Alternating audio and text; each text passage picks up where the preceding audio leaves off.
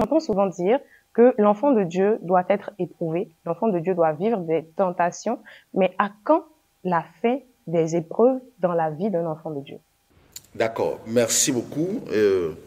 Quand on parle d'épreuve, c'est normal que Dieu éprouve ses enfants. Et quand nous descendons du jargon divin et que nous embrassons c'est-à-dire le chemin de l'école, après avoir enseigné, que ce soit les élèves ou bien les étudiants, il faut les éprouver aussi.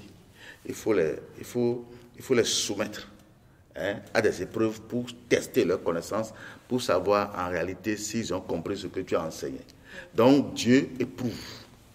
Comment?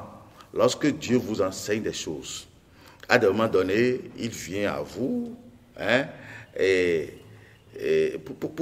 pour chercher à comprendre si éventuellement vous avez compris. Et ces épreuves, dans ces épreuves, vous avez toujours le soutien de Dieu. Vous avez toujours la présence de Dieu. Parce qu'il ne peut pas vous poser des questions qui vont dépasser le niveau de votre connaissance. Donc, je prends le cas de Daniel et consorts. Daniel a été jeté dans la fosse aux lions. Mais les lions ne l'ont pas mangé. Pourquoi les lions ne l'ont pas mangé? Parce que Dieu était présent dedans. Il y a pas mal d'exemples dans la Bible. Mais quand on parle de tentation, en réalité, Dieu ne tente pas. Chacun est tenté par les convoitises de son cœur. L'homme est tenté par les convoitises de son cœur.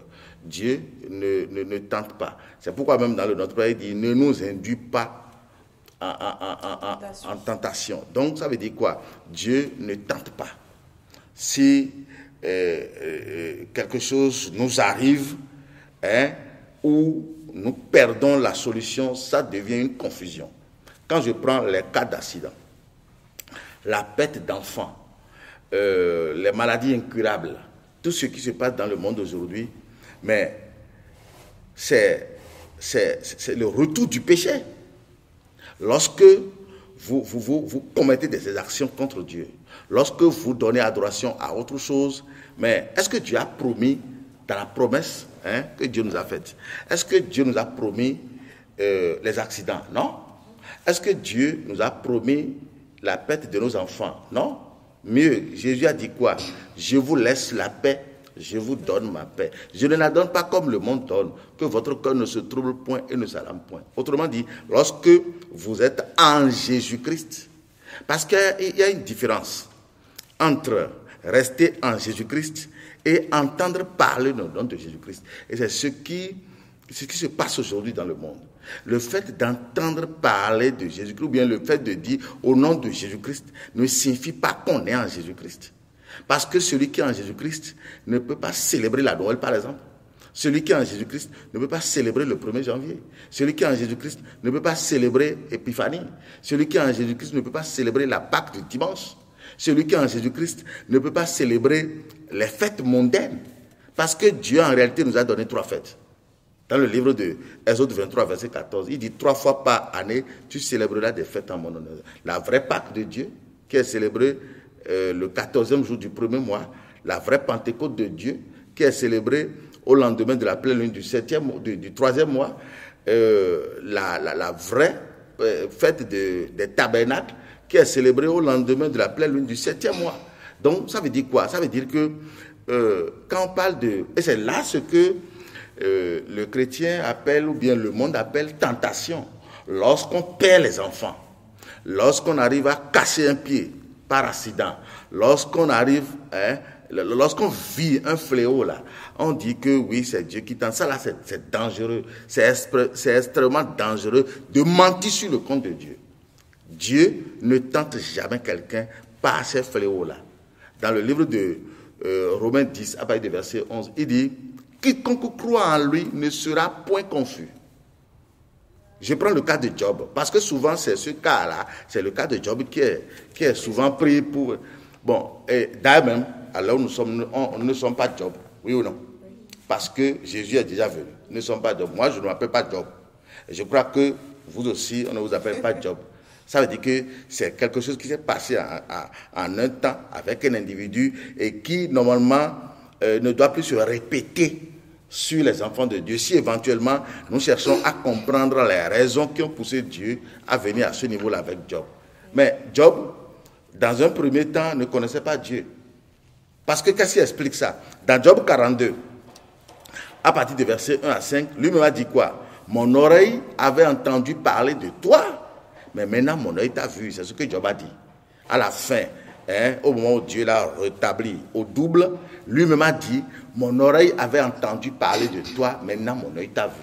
Ça veut dire que l'affliction de Job, tout ce qui s'est passé avec Job, la perte de ses 10 enfants, la perte de sa femme, la perte de sa fortune, tout ceci parce que Job ne connaissait pas Dieu.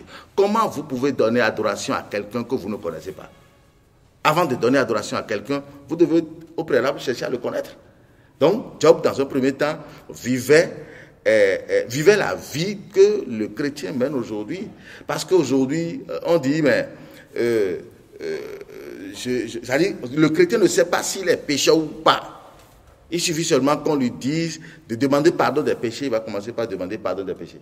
Alors que Jésus est venu, il a ôté les péchés du monde.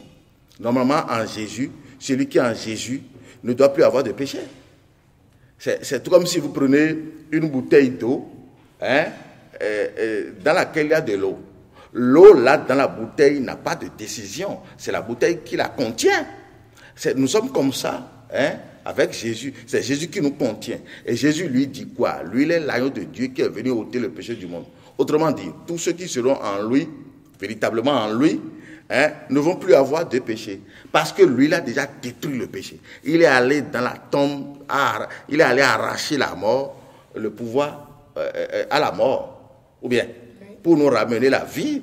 Donc, ça veut dire qu'en lui, non seulement nous n'aurons plus de péché, en lui, la mort ne va plus avoir de pouvoir sur nous. C'est ce qu'il a dit même à Pierre. Il dit, je te donnerai les clés du royaume. Ce que tu fermes ici sera fermé dans les cieux. Et les portes des séjours des morts ne prévaudront jamais contre toi. Ça veut dire que, est-ce que nous sommes réellement en Jésus ou bien nous sommes en dehors de Jésus?